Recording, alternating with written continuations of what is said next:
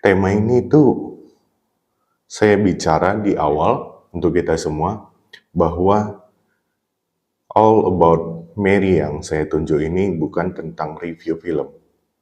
Kalau tentang review film, saya pikir ada banyak yang lebih bagus secara dan berhak untuk berbicara tentang hal tersebut. Tapi kalau dipikir-pikir, ini adalah satu hal yang berbicara tentang Maria yang sebenarnya ada banyak kisah yang sama dari agama Ibrahim. Tradisi-tradisi agama Ibrahim itu ataupun Abraham menuliskan kisah Maria ini dengan versi mereka masing-masing. Jangan kita anggap bahwa versi ketiga agama tersebut itu adalah sama. Tradisi agama Yahudi tidak menuliskan hal tersebut. Karena jelas bahwa agama Yahudi memang tidak mempercayai Yesus. Tapi dalam beberapa tradisi lainnya, dia tulis. Tradisi dalam pengertian yang saya maksudkan adalah paham-paham yang diajarkan ataupun dibagikan oleh tokoh-tokoh agama mereka, para rabi. Itu ada tulisan-tulisan tentang Maria. Tapi yang satu hal yang saya ingin sampaikan adalah yang menarik hari ini kita sering mencomot dan menyamakan tentang Maria dalam versi Katolik, Al-Quran maupun Alkitab Protestan. Tapi tidak ada yang mau berbicara tentang di agama Buddha ada loh kisah tentang seorang ibu yang sama. Kita tidak bicara itu. Tapi saya mau sampaikan adalah bahwa demikianlah orang-orang hari ini dia begitu banyak bercerita tentang tradisi yang membicarakan Maria justru dari versi tradisi yang diturunkan oleh agama-agama Abraham. Oke, tanpa menunggu lama, saya ingin bilang bahwa setiap kita mengetahui tentang kisah Maria dalam versi kita masing-masing, Kristen dalam Alkitabnya dan agama lain menurut tradisi tulisan dan lisan yang dia dapatkan. Live ini sebenarnya berisikan tentang penelitian yang sudah kami lakukan dalam kesempatan di tahun 2017 tentang dialog intrareligius yang saya mulai itu sebenarnya udah di awal 2017 ketika saya berbicara tentang agama Kristen dan budaya. Cuman yang paling saya tekuni itu ketika saya berbicara sosok Maria. Dialog intrareligius itu perlu kami sampaikan kepada kita semua adalah berbeda dengan dialog agama-agama yang mungkin dalam secara praksis kita juga melakukannya dengan cara berbicara tentang agama dari titik temu yang berbicara tentang kesamaan. Kalau dialog intrareligius yang disampaikan oleh Raimundo Panikar itu berbicara tentang dialog yang tidak hanya bicara tentang sesuatu yang sama, tapi dari sudut yang berbeda kita sama-sama merefleksikannya. Dan bagiku itu adalah dialog yang terbaik. Dialog bukan mencari kesamaan. Dialog bukan untuk selalu berbicara tentang apa yang kita inginkan dengarkan, kita harapkan itu diucapkan oleh orang lain yang di luar beragama kita. Tentu itu bukan dialog dan toleransi menurut saya. Karena itu saya menggunakan dialog intrareligius sebagai alat untuk membedah hal ini. Membedah film Maria ini. Film Mary 2024, tapi kembali lagi, pembedahan film ini bukanlah review film. Tapi apa yang dilakukan oleh film Mary 2024, yang dilakukan oleh sutradaranya, itu menjadi sesuatu yang menarik menurut saya. Nah, kalau berdasarkan review film yang telah kami baca, ternyata platform streaming Netflix ini telah meluncurkan film ini itu di tanggal 6 Desember. Beberapa mungkin kita bertanya, wah, kenapa baru sekarang dibahas? Kok nggak di awal? Percayalah, saya nggak membahas di awal karena saya memang tidak ingin mereview film. Kalau saya ingin mereview film, pasti saya akan bahas di awalnya. Dan itu bisa saya bagikan spoiler untuk kita semua. Tapi konten ini bukan review film. Tapi melihat sesuatu tentang Marianya, bukan dalam film Mary 2024. Tapi saya juga tidak mengabaikan film tersebut, karena film tersebut juga sangat krusial diomongkan dan menjadi trending di beberapa tempat film ini diomongkan. Nah, yang menarik adalah ada beberapa kisah yang sebenarnya ketika saya menonton tersebut, saya tidak menyadari sumber dan tulisannya itu, wah ini dari mana ya? Kenapa dia bisa bicara tentang seorang ayah Maria dengan cara tersebut? Saya pikir itu ada sentuhan-sentuhan drama. Atau bagaimana seorang Yusuf digambarkan dengan yang di Alkitab selalu bicara tentang tukang kayu. Tapi pada masa itu seperti dia bukan seorang ahli dan pengrajin kayu. Tapi di sisi lain kita melihat memang ada hal yang dia kerjakan. Tapi dia bukan seperti bayangan banyak orang. Dia itu seperti Pak Jokowi mungkin yang dia membuat mebel kayunya gitu. Bukan ternyata dalam film Mary 2024. Itu saya akui bahwa ada banyak sekali sumber dan tradisi yang saya tidak pahami.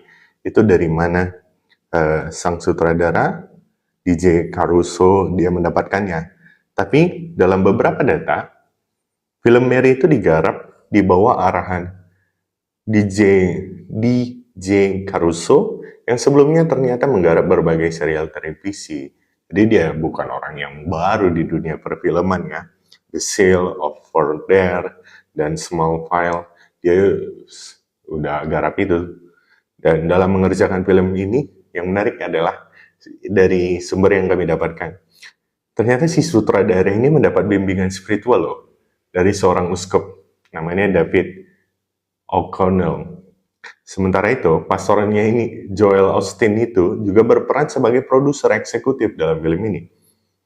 Nah, film Mary itu diproduksi untuk menyajikan sebuah cerita yang tidak hanya menyentuh secara religius, tetapi juga menyuguhkan perspektif baru mengenai tokoh yang sangat dihormati dalam agama-agama tertentu. Nah, itulah kira-kira tujuan dan dari film tersebut, dari sinopsis yang kami baca tentang film tersebut. Yang menarik adalah beberapa kritikus menyebut sesuatu yang luar biasa pikir kami. Wah, ada beberapa kritikus film, misalnya Ronak, yaitu dari The Times of India, dia memberikan 3 dari 5 bintang untuk rating dari film ini. Dia bilang, film ini gagal mencapai keagungan yang diharapkan dari sebuah epik religius dan merasa bahwa naskahnya kurang mendalam. Namun ia memuji penampilan Cohen dan Hopkins serta desain produksi dan kostumnya. Catherine Bray dari The Guardian memberikan 2 dari 5 bintang. The Robe di The Daily Telegraph lebih kritis. Dia memberikan 1 dari 5 bintang. Isabella Suarez dari Collider menyebut film ini malah dangkal dan tidak menginspirasi. Ya. Keren ya, para kritikus film ini. Dia berani memberikan komentar yang sangat mengerikan menurutku. Nah, saya tidak berani memberikan rating film ini. Saya tidak berani. Itu bukan bidang saya. Apalagi ketika berbicara tentang sinematografi dari film tersebut, tentu saya tidak di bidangnya untuk membicarakan hal tersebut. Tapi yang menarik pertama adalah, yang saya catat adalah, ada satu hal yang membuat saya tidak suka dari penulis dari skenario film tersebut. Dia tuh dari awal sampai akhir yang aku lihat, si Maria ini kayak seolah-olah tahu, seolah-olah tahu. Keluarga mereka itu kayak seolah-olah tahu bahwa Maria akan menjadi Maria akan menjadi sosok yang dipilih oleh Tuhan untuk melakukan sesuatu yang besar. Nah, itu kembali lagi, itu narasi yang saya tidak tahu dari mana sumber dan dasarnya. Mengapa dia bisa menyampaikan hal tersebut. Tapi yang menarik itu adalah sudah dirangkai dari awal film sampai akhir bahwa memang Maria ini bakalan dipilih Tuhan untuk melakukan sesuatu yang besar. Bagi saya itu sebenarnya jadi membuat tidak menarik.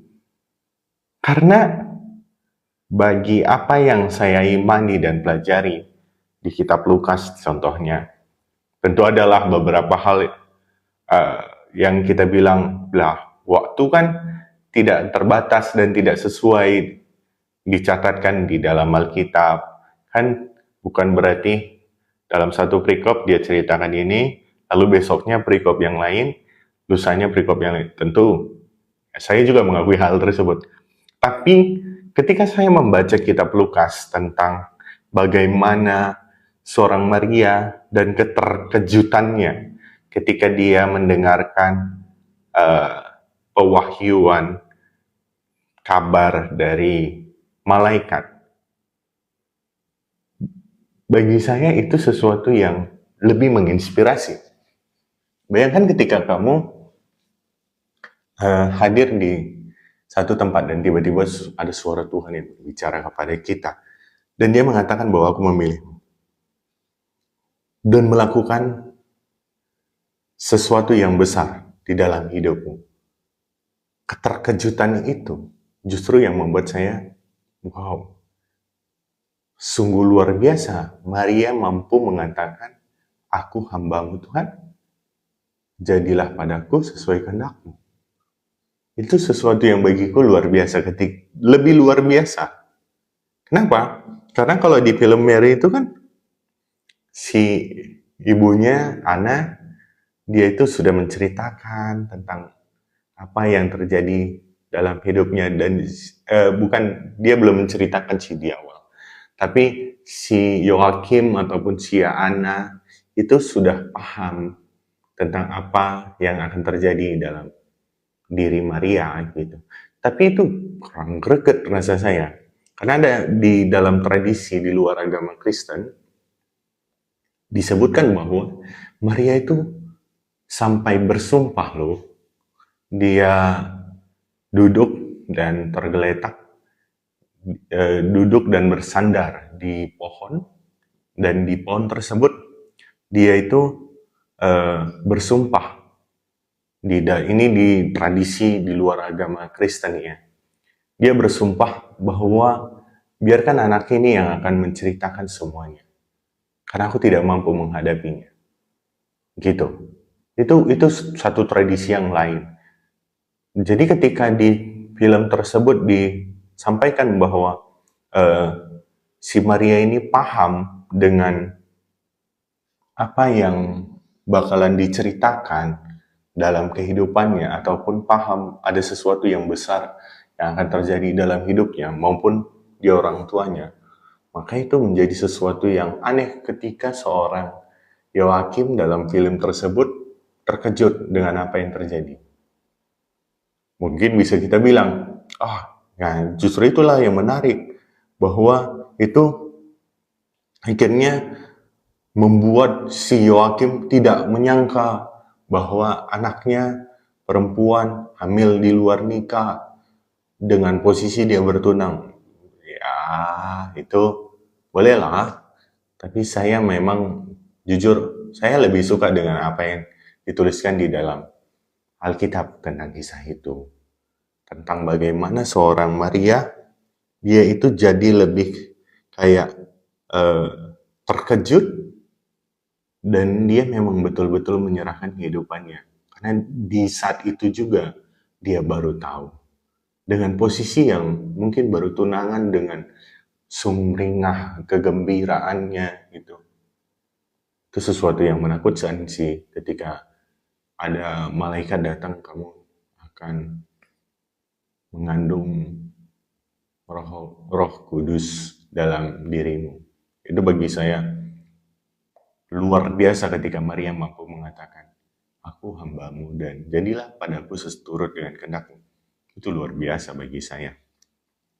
Nah, hal yang kedua yang saya catat dalam tulisan dari kisah Maria adalah bahwa saya senang ketika film tersebut menceritakan tentang Maria yang diserahkan ke bait Allah. Memang beberapa tradisi menyebutkan bahwa dia itu diserahkan di ke bait Allah. Dia diajari, diserahkan, dan diberikan pemahaman pengajaran di dalam bait Allah. Sampai akhirnya dia dewasa, lalu hal itu terjadi. Itu di tradisi di luar agama Kristen menurutku. Karena di Alkitab aku belum menemukannya. Tapi kalau teman-teman ada yang menemukannya, boleh. Saya juga tidak berani mengatakan bahwa saya paling paham semuanya. Tapi seingat saya, di dalam Alkitab tradisi itu tidak diceritakan bahwa si Maria ini semacam disekolahkan di bait Allah. Apakah itu bait Allah ataukah itu satu tempat yang berisikan pengajaran? Nah, kalau di film Mary 2024 malah lebih ke arah dia seolah-olah sekolah biarawati. Nah, itu saya tidak tahu apakah memang ada di tradisi lainnya berbicara tentang itu. Tapi saya suka dengan hal ini karena memang sangat tidak mungkin seorang Maria mampu mengatakan aku hamba Tuhan kalau dia tidak paham tentang pengertian dari hamba Tuhan tersebut. Mungkin di antara kita ada yang ahli bahasa, bisa menceritakan apa bahasa asli dari yang dia sampaikan tersebut tentang hamba Tuhan itu. Silahkan kita membuat konten kita untuk hal tersebut. Tapi menurutku sesuatu yang mustahil ketika seseorang mengatakan hamba Tuhan ketika kata tersebut itu pun tidak pernah terdengar dari olehnya gitu.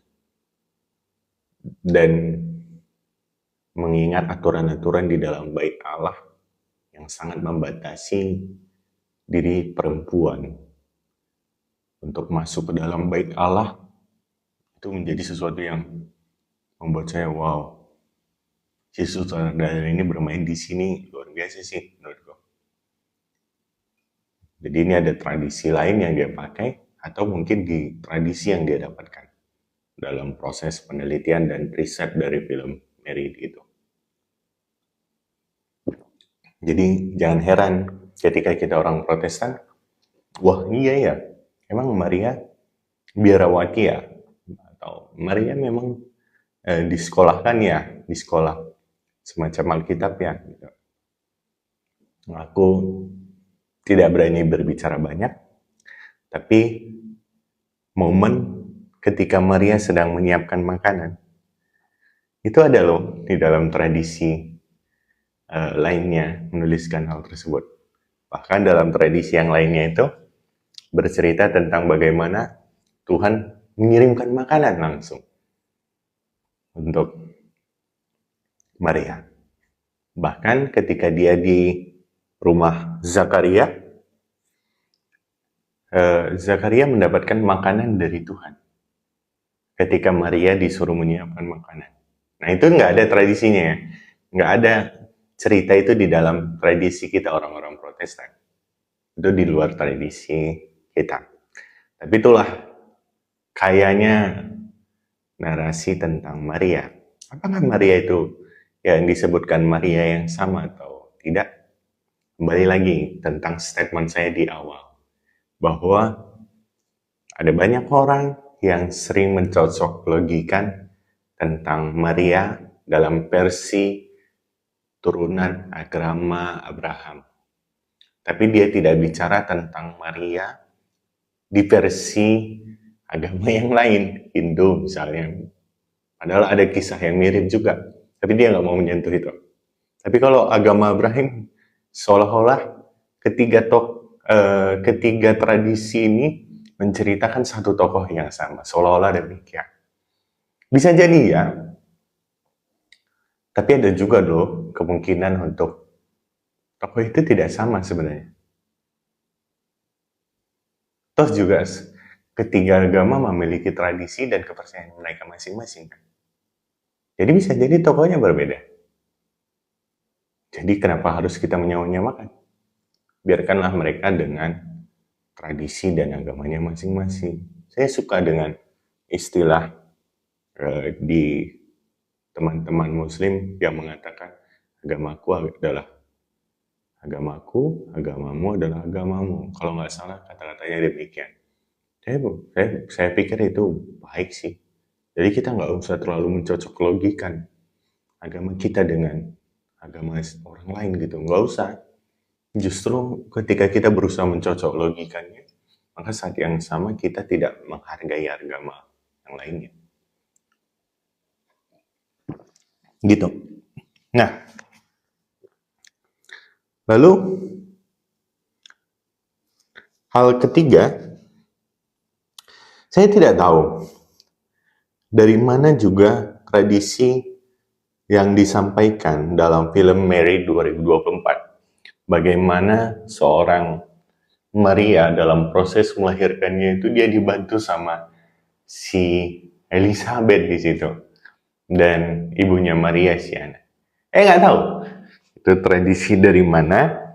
Tapi ada beberapa tradisi yang menyebutkan bahwa Maria itu tidak merasakan sakit saat melahirkan. Ya, Maria itu tidak merasakan sakit saat melahirkan dengan landasan bahwa Maria itu tidak berdosa. Jadi dia tidak merasakan sakit tersebut. Dia sama sekali tidak merasakan sakit tersebut karena yang merasakan sakit tersebut adalah kita manusia. Manusia berdosa. Sedangkan Maria bukanlah sosok yang berdosa. Karena itu dia tidak merasakan sakit tersebut. Gitu. Nah, kalau di beberapa tradisi lainnya juga disebutkan bahwa si Maria ini dia berjuang sendiri. Nggak ada Yusuf malah di dalam kisah tersebut. Jadi ini sama sekali ini tentang Maria dan Yesus dalam kandungannya. Nggak ada Yusuf dalam menemani proses kelahiran Yesus seperti yang kita bicarakan selalu di dalam Natal. Itu di tradisi agama yang lain. Jadi ketika di dalam film tersebut si Anna, si Elizabeth membantu proses kelahirannya itu kayak wow. Ini interpretasi dari seorang sutradara menurutku. Tafsiran dari sang sutradara lah untuk film tersebut. Dan saya tidak mau berkomentar soal itu. Yang saya mau komentari justru adalah bayangkan kita pakai tradisi Kristenan. Yusuf, Maria dalam satu kandang. Tentu kandangnya dalam beberapa penelitian yang disampaikan dan kami dengar bahwa kandang itu juga bukan kandang yang kayak dekorasi Natal kita ya, kayak dibikin kandang ayam gitu atau kandang kambing dengan pagar-pagar. Kayaknya ada beberapa tradisi yang menyebutkan bahwa kandang yang dimaksud itu adalah kandang yang sifatnya gua bebatuan. Itu. Dan itu sih lebih masuk akal menurut saya dengan kondisi Timur Tengah yang sangat dingin dan abunya begitu banyak. Nggak mungkin dia pakai jerami di atap seperti layaknya kandang-kandang yang di Indonesia. Itu pasti akan hancur langsung dengan angin yang sekuat itu di iklim Timur Tengah. Nah, bayangkan ketika si Yusuf dan Maria cuma berdua. Yusuf bukan duda loh. Si Maria juga bukan ahli kesehatan ataupun lulusan bidan. Enggak. Jadi proses kelahiran Yesus itu bayangkan di tengah ketidaktahuan manusia. Yesus lahir. Dan itu sesuatu yang luar biasa menurutku. Ketika di dalam Alkitab menceritakan hal tersebut. Jadi ketika si sutradara membuat film, dia dibantu sama itu kayak menghilangkan makna sih menurutku.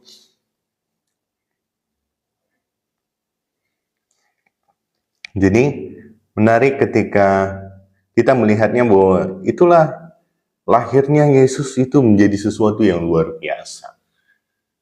Secara kesehatan, bayangkan seorang perempuan muda yang baru saja melahirkan di pertama kali dia melakukannya sendiri dalam suasana yang menakutkan dan mengecam. Luar biasa sih menurutku. Menurut kamu gimana?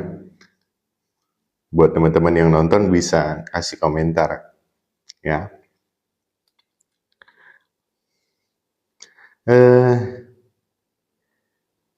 Saya juga menarik tentang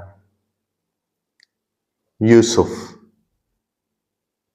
dalam posisi tersebut. Di filmnya Mary 2024 itu, si Yusuf itu kayak memang betulan seorang bapak. Bapak yang tidak memiliki anak dan melihat istrinya melahirkan anak yang bukan dari darah dagingnya. Jadi ketika itu didramatisir oleh sang sutradara, itu interpretasi yang luar biasa menurutku. Imajinasi itu yang memang kalau dipikir-pikir di satu sisi Yusuf luar biasa ya. Dia tidak ada istilah kayak malaikat bilang itu adalah Tuhan, jadi kamu harus menerimanya gitu.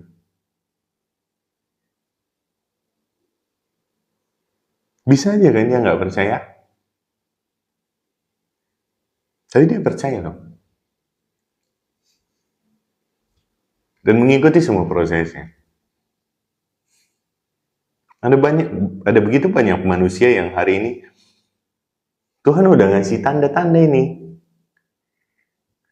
Itu belum tentu dia mau percaya. Tapi Yusuf, menurutku dia luar biasa. Ketika dia mau mempercayai apa yang Tuhan sampaikan melalui malaikatnya.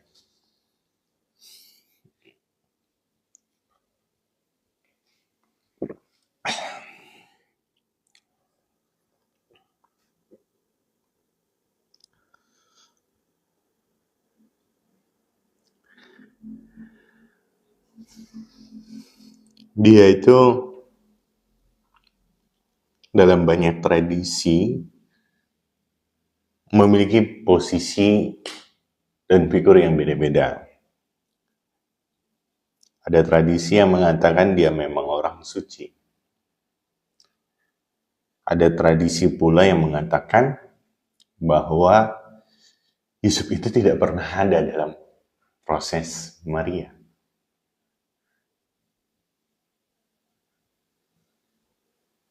Jadi kalau di tradisi yang mengatakan bahwa Yusuf tidak ada di dalam proses Maria itu, ya si Maria berjuang sendiri. Dalam ketidaktahuannya, dalam kerapuhannya, dalam kelemahannya, dia berjuang sendiri. Tapi kita harus ingat, Maria bersama Tuhan. Dia tidak pernah sendiri. Bahkan Tuhan itu ada di dalam rahimnya, kan? Makanya dia mampu berjuang sendiri. Di Alkitab, Yusuf tidak terlalu banyak diceritakan. Jadi ada di beberapa tradisi yang lain lah, itu diceritakan banyak tentang Yusuf, gitu.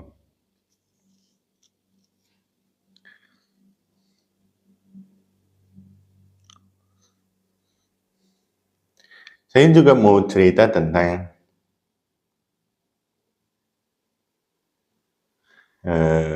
drama yang ditunjukkan dalam diri Yoakim sebagai ayah.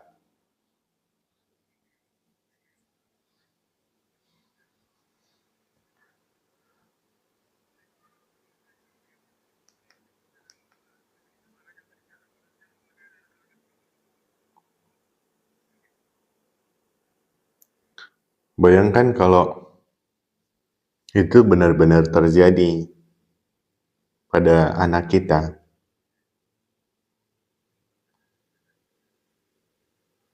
Tentu menjadi hal yang mendukakan hati seorang ayah. Ketika anak perempuannya hamil di luar nikah, kan?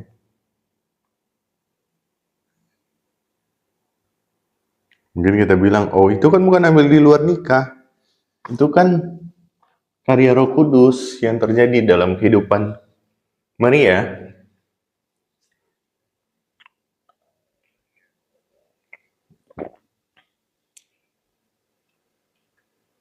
Seberapa banyak orang yang mampu mempercayainya? Ada berapa banyak perempuan yang hari ini mati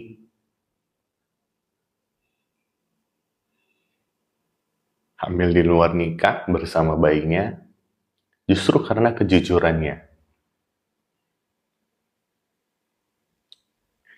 Keluarga menolak dia, dan bahkan ketika dunia menghancurkan dia, keluarga tidak menjadi tempat pulang yang paling aman. Malah keluarga menjadi sesosok yang sama seperti dunia menghakimi dia.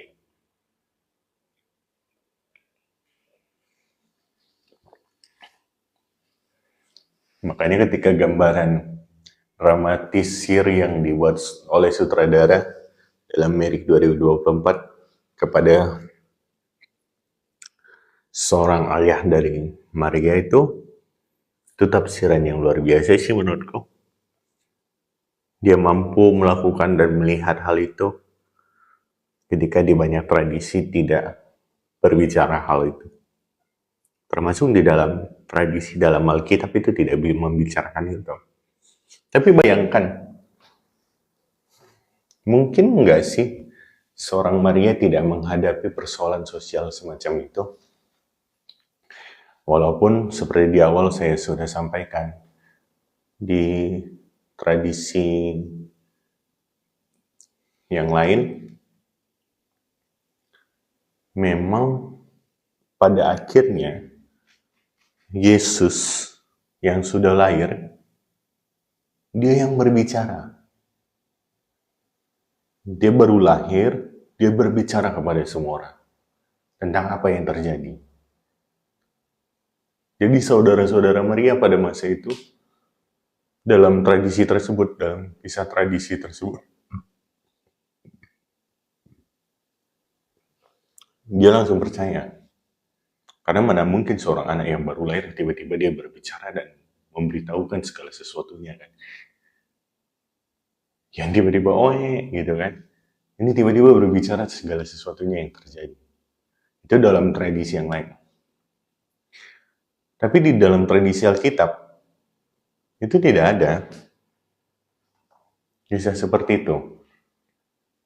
Tapi pertanyaanku, mungkin nggak sih di masa itu tidak ada yang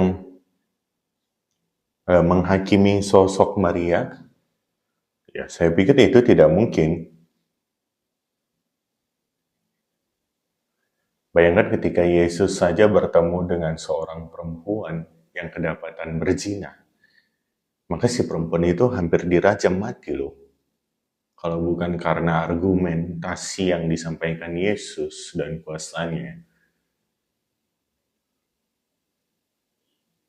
Saya pikir perempuan itu bisa mati. Dan dengan demikian, Maria juga menghadapi persoalan sosial itu kan.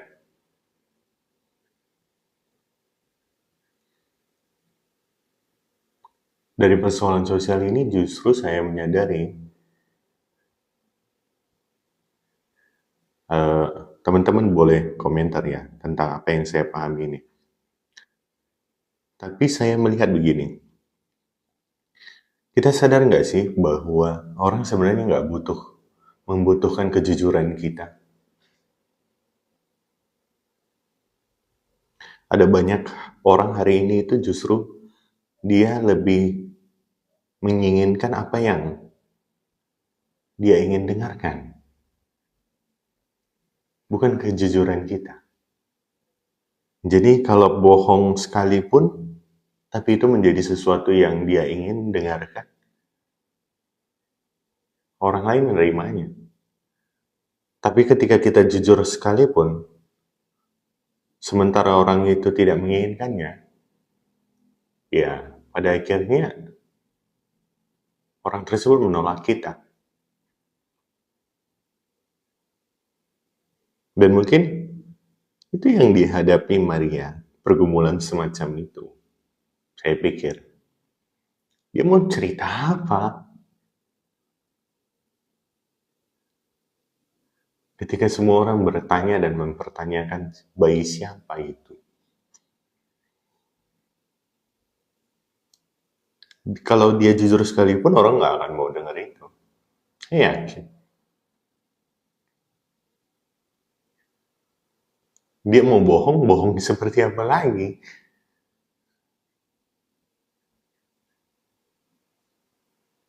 Tapi demikianlah hal yang dihadapi Maria pada masa itu. Ketika dunia menolak dia, ketika keluarga menolak dia, Tuhan tetap bersama dia.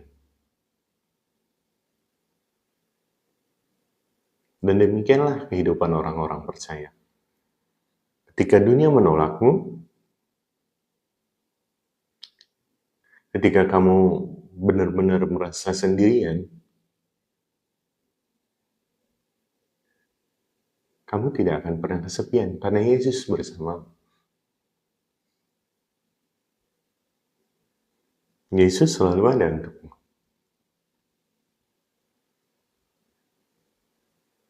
Makanya di momen Natal ini bukan berapa banyak Natal yang kita kunjungi. Bukan berapa banyak perhiasan, pakaian, hal-hal yang baru, aksesoris yang kita pakaikan untuk mendapatkan pujian dari banyak orang. Tapi ini soal, kamu merasa nggak bahwa Tuhan Yesus bersamamu dan kamu tidak pernah kesepian? Kalau ada begitu banyak Natal yang hari ini kamu lewati, dan dan kamu masih merasa kesepian dan sendirian, mungkin Yesus memang belum lahir di hati kita. Dan ada satu hal yang menghalangi di hati kita ini. Apa itu? Kita yang tahu.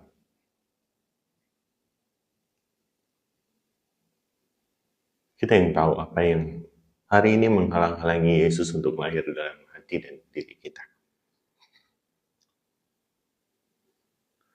Jelasnya Maria dapat menghadapi sanksi sosial dan kehidupan sosial yang begitu mencekam kehidupannya, bukan hanya dari masyarakat, tapi juga dari secara sistem pemerintahan. Disebutkan dia diburu. Kalau kita bilang bahwa ini sebenarnya Mesias kepada masyarakat, faktanya sampai hari ini orang-orang lain daripada Kristen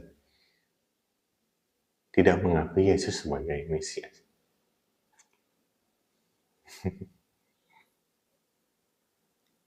Walaupun ada juga sih orang yang beragama Kristen juga tidak percaya Yesus sebagai Mesias. Makanya sampai sekarang dia nggak bertobat-tobat. Ada juga tentang godaan iblis yang dituliskan di dalam skenario di film Mary 2024. Saya tidak begitu paham kenapa penafsiran si sutradara bisa sampai menuliskan hal tersebut. Apakah dia juga mempercayai tentang ada godaan-godaan iblis yang mengganggu Maria? Saya tidak tahu. Ataukah di dalam beberapa tradisi ada juga menuliskan itu? Saya tidak tahu. Sejauh ini yang saya pelajari dalam beberapa tradisi tidak menyebutkan hal tersebut memang. Di Alkitab sendiri pun tidak menyebutkan ada godaan-godaan yang disampaikan di dalam diri Maria dari sang iblis. Atau sampai menyebutkan istilah Lucifer di dalam film Mary 2024. Tapi percaya nggak sih kita bahwa hari ini tuh ada banyak sekali orang yang menautkan nama iblis, Lucifer, dalam diri dan keterbatasannya. Padahal faktanya memang nyatanya dia itu tidak sanggup menjalani kehidupannya. Lalu dia menyebut bahwa itu adalah iblis yang menggodaku gitu.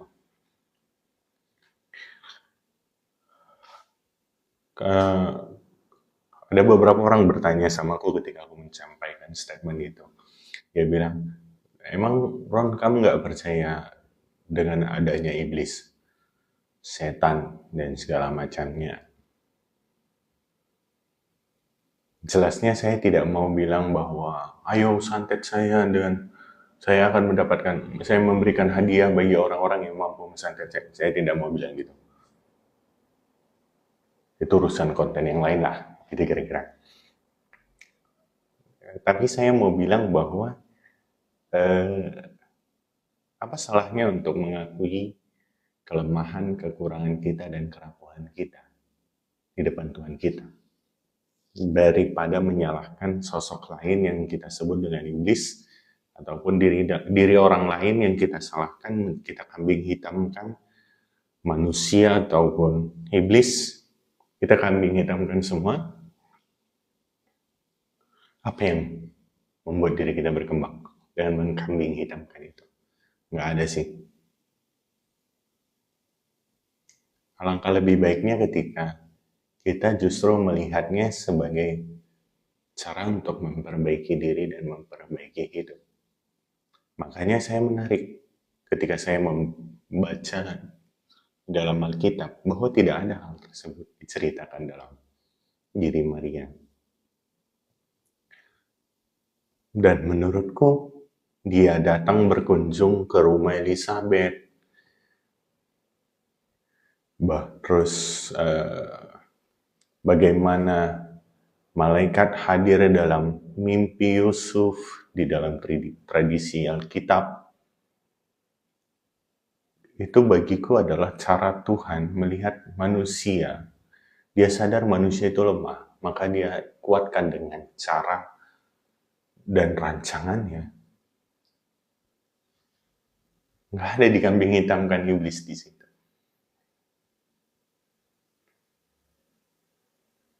Apakah Maria adalah sosok yang sekuat itu sampai dia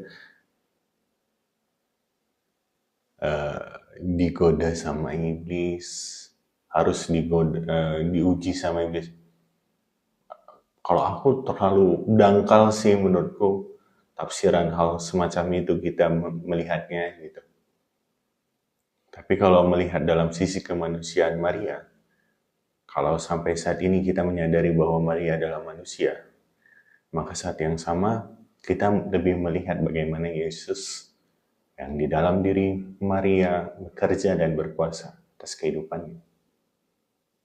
Dan saat yang sama pula, momen Natal ini di kehidupan Maria itu menjadi inspirasi untuk kita.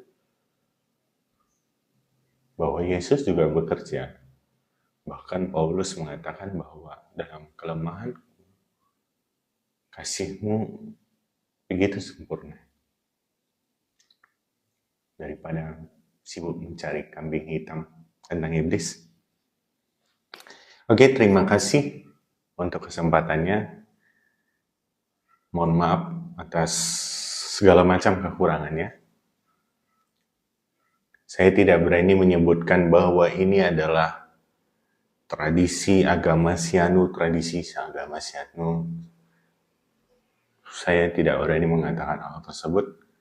Saya menyebutnya dengan tradisi lain, karena saya menyadari kapasitas saya berbicara di hari ini. Tapi sedemikianlah ketika kamu bisa mendapatkan sebuah refleksi yang menguatkan imanmu, ketika kamu melihat, berbicara, duduk bersama dengan sesuatu yang berbeda,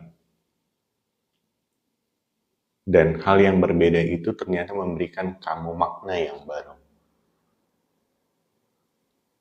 Karena itu, hari ini aku mau bilang, ada banyak hal yang berbeda di luar dari diri kita.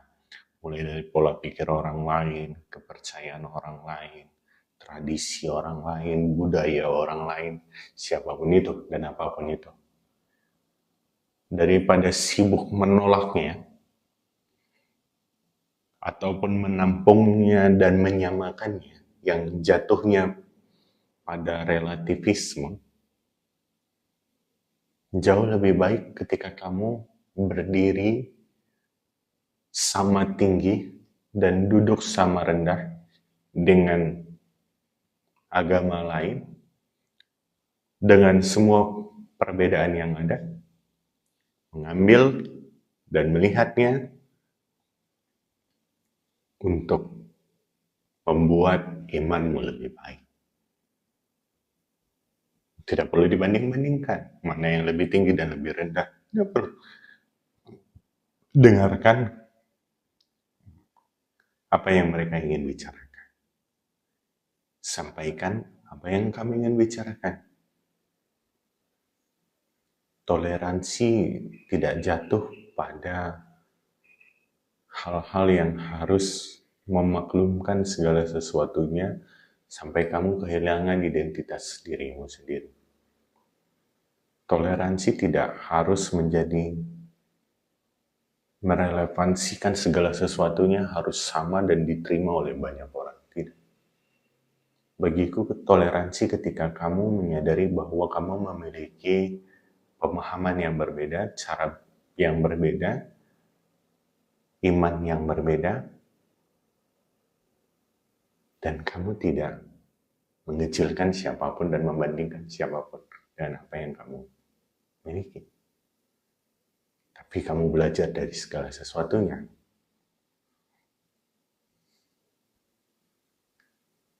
apa yang saya sampaikan hari ini? Itulah pemahaman saya tentang toleransi yang sebenarnya. Terima kasih untuk segalanya. Saya berharap konten ini ada banyak yang dukung, agar saya semakin bersemangat untuk meneruskan materi-materi semacam ini. Tapi kalaupun tidak, it's okay. Saya hanya berusaha untuk membagikan apa yang saya miliki untuk kita semua. Good news for you. And Jesus loves us.